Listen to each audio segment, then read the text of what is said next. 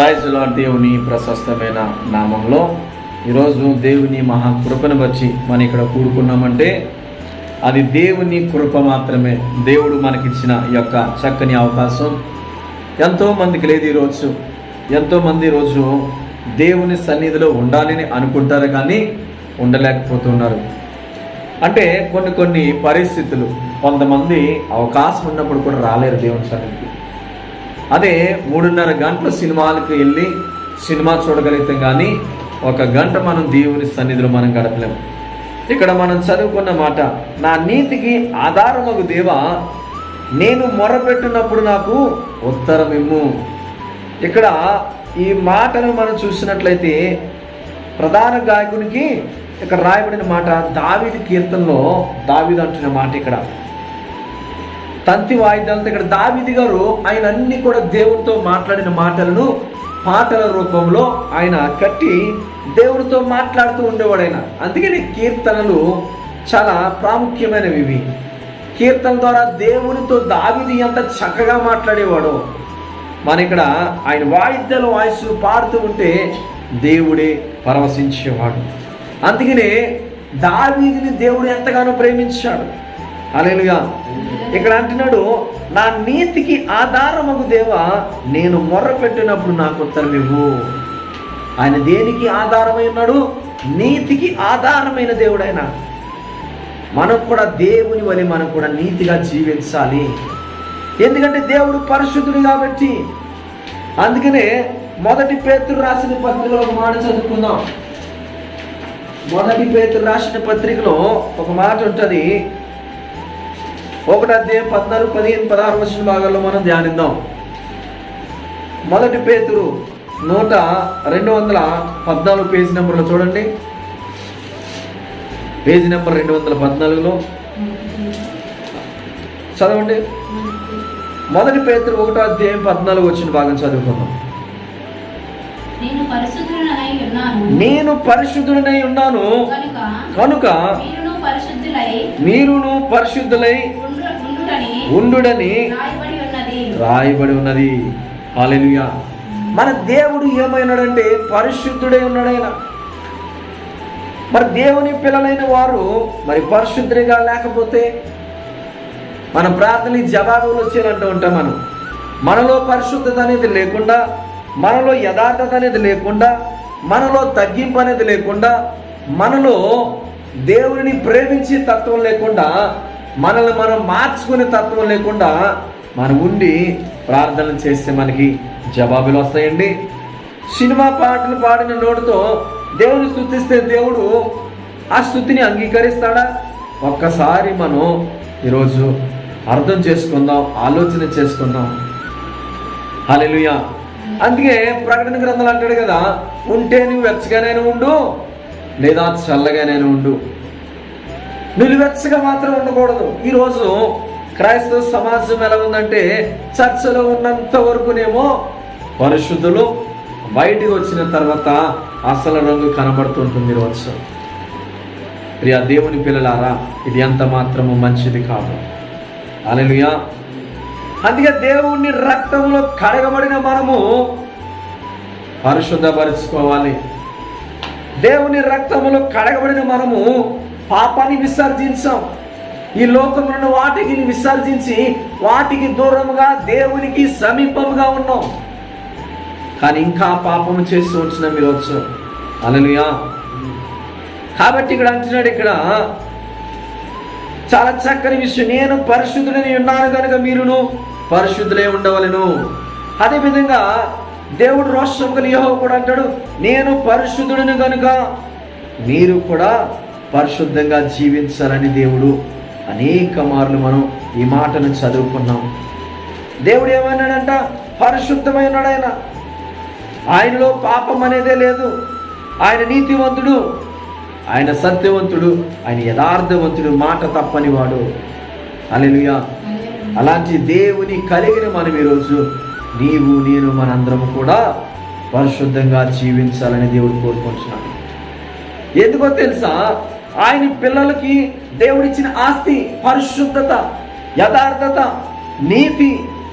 దీనిని మనం కలిగి ఉండాలని దేవుడు ఈరోజు మనతో మాట్లాడుతున్నాడు. ఈరోజు దేవుని వలె మనం జీవించాలంటే మనం ప్రతిరోజు కూడా దేవుని సన్నిధిలో మోకరించాలి, ప్రార్థించాలి.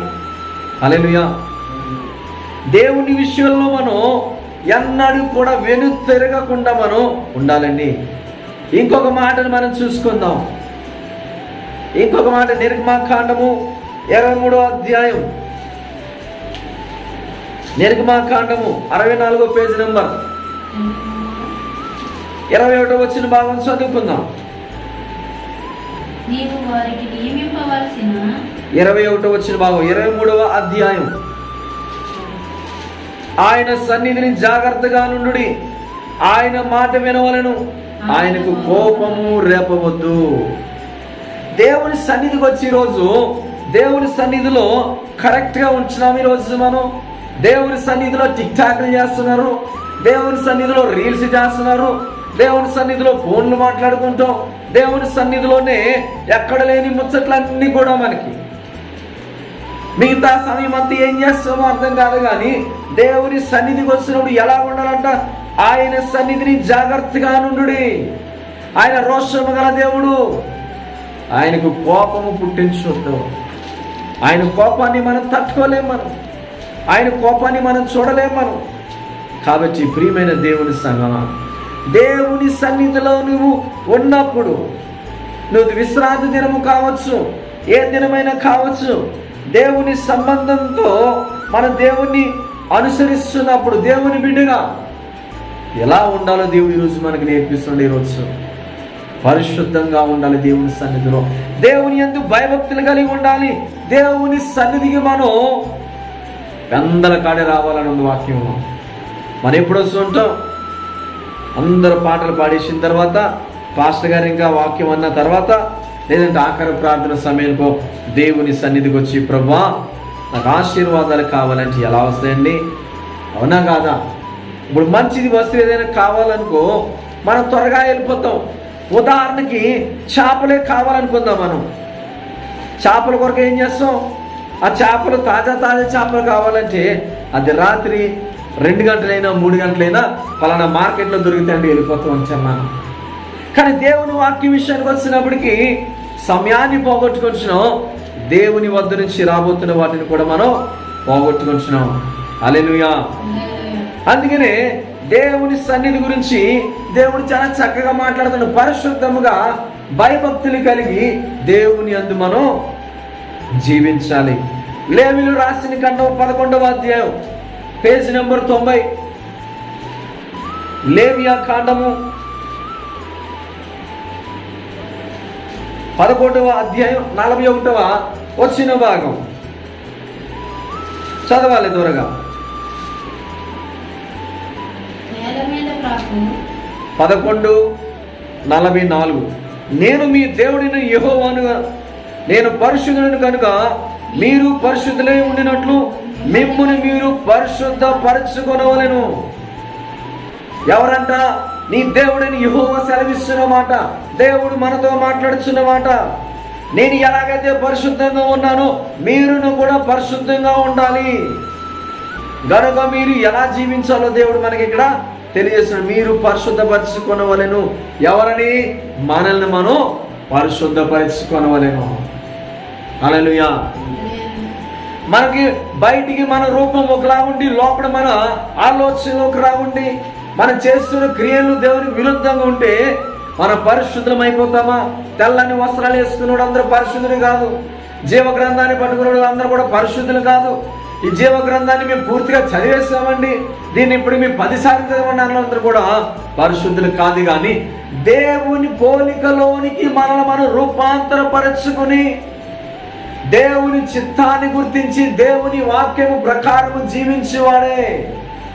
దేవుని కొరకు కష్టం వచ్చినా నష్టం వచ్చినా శ్రమైనను నిందైనను అవమానమైనను భరించుకుంటూ యేసుక్రీస్తు ప్రభువుని సిలువేసినప్పుడు ఆయన వారి కొరకు ఎలా ప్రార్థించాడో, వారిని ఎలా క్షమించాడో, వారిని ఎలా ప్రేమించాడో, క్రీస్తు కలిగిన మనసు నీవు కలిగి క్రీస్తు వలె నీవు కూడా వారిని క్షమించి వారి కొరకు నీ తండ్రి పాదాల చెంత విజ్ఞాపన చేసి ప్రార్థిస్తే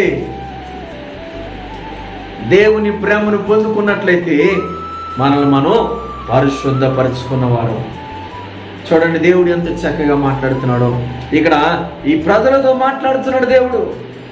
నేను మీ దేవుడిని యెహోవాను. ఈరోజు మన దేవుడిని యెహోవా మనతో మాట్లాడుతున్నాడు.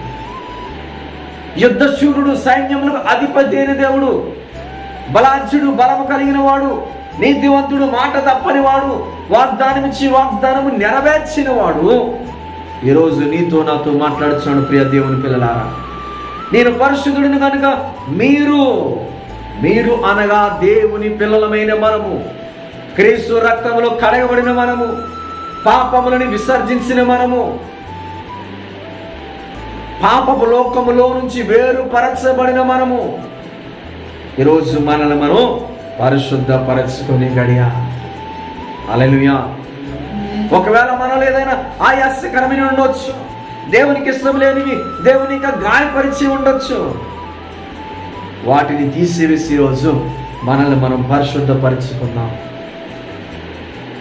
అందుకని అక్కడ 1 పేతురులో కూడా మనం అంటున్నాం, నేను పరిశుద్ధుడై ఉన్నాను కనుక మీరు పరిశుద్ధులై ఉండాలి. అప్పుడు కదా దేవుని పిల్లలంటే.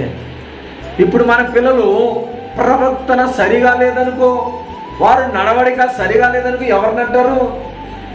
తల్లిదండ్రులు అంటారు కదా. క్రైస్తవుడిగా నీవి రోజు నీ నడక సరిగా లేకపోయినా, నీ భాష సరి లేకపోయినా, నీ మాట్లాడే విధానం సరిగా లేకపోయినా, నువ్వు చిన్న చిన్న విషయాలకి కోపపడుతూ, మనుషుల మీద కోపపడుతూ, లేదంటే నీ స్నేహితుల్ని నిందిస్తూ, గాయపరుస్తూ, వారి మీద లేనిపోని విషయాలు చెబుతూ, గొడవలు పెడుతూ, కయ్యానికి కాలు దూతూ ఉంటే ఎవరికి అవమానం? మన కొరకు ప్రాణం పెట్టిన దేవునికి అవమానం. ఏమంటారో తెలుసా? వీళ్ళ క్రైస్తవులంట. నిజంగా యేసు ప్రభువు ఇంత శాంతి సమాధానానికి అధిపతి కదా. వీళ్ళలో శాంతి అనేదే లేదు, వీళ్ళలో సమాధానమే లేదు, వీళ్ళలో తగ్గింపు గుణమే లేదు. ఇలా ఎవరి గురించి మాట్లాడుతున్నారో తెలుసా? మన దేవుడైన యేసే గురించి మాట్లాడుతున్నారు. కాబట్టి ప్రియమైన దేవుని సంగమా, అలాంటి అవకాశం మనం ఎవరికి ఇవ్వకూడదు. మనం ఎందుకో తెలుసా? దేవుడు నీవు మోయవలసిన ఆ భారాన్ని మోసాడు, నీవు మోయవలసిన సిలువను మోసాడు, నీవు పెట్టవలసిన ప్రాణాన్ని దేవుడు నీకు బదులుగా ప్రాణాన్ని పెట్టాడు. ఆయన నీ చేసిన పాపాలు పోవాలంటే ఒక పరిశుద్ధుడు రక్తము అవసరము. ఆయన రక్తము మాత్రమే మనలను పరిశుద్ధపరిచింది. ఎందుకో తెలుసా? ఆయన పరిశుద్ధుడు కాబట్టి. ఆయనలో మనము అపనీతి అనేది చిన్న ఒక బిందువును కూడా మనం చూపించలేము, కనుగొనలేము. హల్లెలూయా. ఒక నీతివంతుడు రక్తం ఈరోజు నేను నీతిగా మార్చడానికి ఆయన రక్తాన్ని చిందిస్తే, ఈరోజు ఆ రక్తాన్ని మనం ఏం చేస్తున్నాం? ఈరోజు త్రాగుడికి బానిసలైపోయి బాప్తిసము తీసుకుని దేవుని పరిశుద్ధమైన రక్తం మనలో ప్రవశిస్తూ ఉంటే దానిని విషముగా మార్చుకొచ్చాం. హల్లెలూయా. పాపాన్ని మూటగట్టుకొచ్చాం. అందుకే దేవుని వాక్యం సెలవిస్తుంది, పాపము వలన వచ్చే జీతం మరణమే. హల్లెలూయా. కాబట్టి ప్రియమైన దేవుని సంగమా, ఈరోజు దేవుడు నీతో నాతో మాట్లాడుతున్నట్టుగా ఆయన ఏమైనాడంట? ఆయన పరిశుద్ధుడై ఉన్నాడు. కాబట్టి మనము కూడా పరిశుద్ధంగా జీవించాలని కోరుకుంటున్నాడు. ఇంకొక మాట, అదే లేవీకాండం 19వ అధ్యాయంలో ఇలా దేవుడు చాలా మంచి విషయాలు మాట్లాడుతున్నాడు. 19వ అధ్యాయము 2వ వచన భాగం, 97 పేజీ నంబర్ చదవాలి. మీరు పరిశుద్ధులై ఉండవలెను, మీ దేవుడైన యెహోవానగు నేనే పరిశుద్ధుడనై ఉన్నాను. ఏమంటాడండి? ఇక్కడ కూడా ఆ ఇశ్రాయేలు ప్రజలతో దేవుడు మాట్లాడుతున్నాడు. ఆయన ఎవరికి చెప్తున్నాడంటే, యెహోవా మోషేకు సెలవిస్తున్నమాట, మోసే నీ చేతులు నేను సైన్యాన్ని పెట్టాను, ఎంతమంది ప్రజలను పెట్టాను, ఈ ప్రజలతో నీవు మాట్లాడాలి. ఎక్కడ? సర్వ సమాజంతో ఇట్లు చెప్పు అని చెప్తున్నాడు దేవుడు ఇక్కడ మోషేతో. హల్లెలూయా. ఆ పై వచ్చిన భాగం మనం చదివితే, మరియు యెహోవా మోషేకు ఇలాగ సెలవిచ్చెను, ఇశ్రాయేలు సర్వ సమాజముతో ఎట్లా చెప్పుము. ఈరోజు దేవుడు మనతో మాట్లాడుతున్నాడు ఇక్కడ. ఎంత గొప్ప దేవుడు చూడండి. హల్లెలూయా. మీరు పరిశుద్ధులై ఉండవలెను. ఎందుకు పరిశుద్ధులై ఉండాలి? మన దేవుడు పరిశుద్ధుడు కనుకన, ఆయన నీతివంతుడు కనుకన, ఆయన పరిశుద్ధంగా జీవించాడు కాబట్టి మనము కూడా పరిశుద్ధంగా జీవించాలని దేవుడు మనతో మాట్లాడుచున్నాడు. హల్లెలూయా. కాబట్టి ప్రియమైన దేవుని సంగమా, ఈరోజు దేవుడు మనతో మాట్లాడిన ఈ మాట ప్రకారం మనం క్రైస్తవులమని చెప్పుకుంటే ఉపయోగం లేదు, కానీ దేవుని వాక్యము ప్రకారం మనం జీవించాలని దేవుడు ఈరోజు మనకి తెలియచేస్తున్నాడు. పరిశుద్ధంగా మనం ఆయన సన్నిధిలో మనం ఆచరించాలి, పరిశుద్ధంగా మనం జీవించాలి. ఎందుకంటే పరిశుద్ధత లేకుండా మనం ఎలాంటి క్రియలు కూడా మనం పొందుకోలేము. కాబట్టి దేవుడు మనతో మాట్లాడుతున్నాడు. ఆయన మాటను విని మనం మాట ప్రకారం మన బ్రతుకుని మనం మార్చుకుని మనం జీవించాలని ఈరోజు దేవుడు మనతో మాట్లాడుతున్నాడు. అలా మనం జీవించాలంటే విశ్వాసం నుండి మనం తొలగిపోకూడదు. విశ్వాసాన్ని కాపాడుకుంటూ మనం జీవించాలి. ఎందుకో తెలుసా? అంత్యకాలంలో, ఈ అపాయకరమైన కాలంలో మనుషులు స్వార్థం పెరిగిపోతుంటుందంట. 2 తిమోతి రాసిన పత్రికలో 3వ అధ్యాయంలో అక్కడ 1వ వచనం భాగం మనం చూస్తే, అంత్య దినముల్లో అపాయకరమైన కాలము వచ్చినని తెలుసుకొను. అనగా మనుషులు స్వార్థ ప్రియులు, ధనాపేక్షులు. ధనాన్ని ప్రేమిస్తుంటే మనం డబ్బునే, స్వార్థం. నాకంటే వాడు బాగుపడకూడదు, నేనే బాగుపడాలి, వాడు ఏమైపోయినా పర్లేదు, నేను మాత్రమే బాగుండాలి. ఇలా మనుషుల్లో స్వార్థం పెరిగిపోతుంది ప్రియా దేవుని పిల్లలారా. కాబట్టి మనం స్వార్థానికి దూరంగా విశ్వాసానికి కర్తైన దేవుని యందు మనం జీవించినట్లయితే ఆ దేవుడు నిన్ను నన్ను విడువని దేవుడు, ఎడబాయని దేవుడు, నిన్ను నన్ను ఏకరీతిగా ప్రేమిస్తున్న దేవుడు. కాబట్టి ఆశ్చర్య కార్యములు, అద్భుత కార్యములు చేసే దేవుడు, నీకును నాకును తోడుగా ఉన్న దేవుడు, మనల్ని విడువని దేవుడు, ఎడబాయని దేవుడు. ఆ దేవుడిని కలిగిన మనం పరిశుద్ధంగా యథార్థంగా జీవించి దేవుని వద్ద నుంచి రావాల్సిన ఫలాలను పొందుకుని దేవుని కొరకు మనం కనిపెట్టుకోవాలని ఈరోజు ఈ వాక్యం ద్వారా దేవుడు మనతో మాట్లాడి ఉన్నాడు. ఈరోజు నిజమే కదా, కొన్ని విషయాల్లో మనం తప్పిపోతూ ఉంటున్నాం, కొన్ని విషయాల్లో మనం దేవునికి దూరంగా జీవిస్తున్నాం.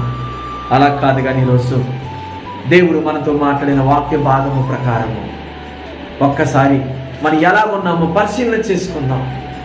ఒకవేళ ఏదైనా ఉందేమో, దేవుని వద్ద నుంచి పొందుకోవలసినవి మనం పొందుకోకుండా అడ్డు గోడగా ఉందేమో, ప్రార్థన అనే ఆయుధంతో వాటిని ఛేదించుకొని తొలగించుకొని మనం దేవునికి ఇష్టమైన బిడ్డలుగా జీవిద్దాం, నీతివంతులుగా జీవిద్దాం. దేవుడి మాటలు దీవించునుగాక. ఆమేన్.